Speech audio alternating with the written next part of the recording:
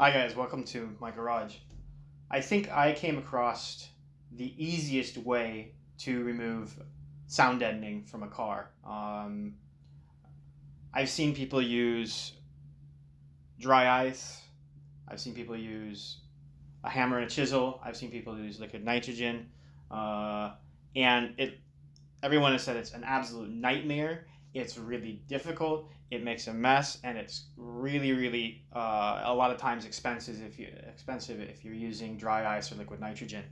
And through searching the internet, this isn't my own idea. I came across it on a forum, and someone had mentioned to use a ball peen hammer, and it works fantastically. It works really well. I've basically done my entire car.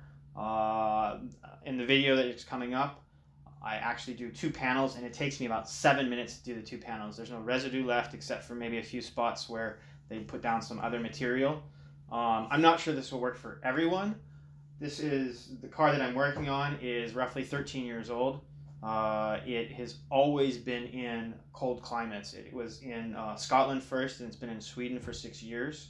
It's a Subaru, and I don't know if different manufacturers use different materials for this. So it might not work for everyone, but it works fantastically well. So give it a try, let me know, and then write in the comments what kind of car you used it on and what sort of conditions. Because I'm in a garage. It's about 20 degrees Celsius or 70 degrees Fahrenheit.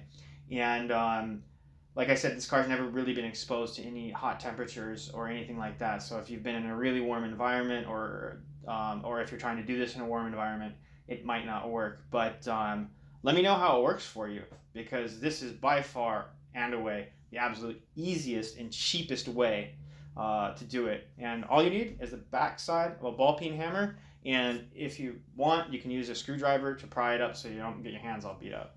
So check out the video, let me know what you think. Thanks.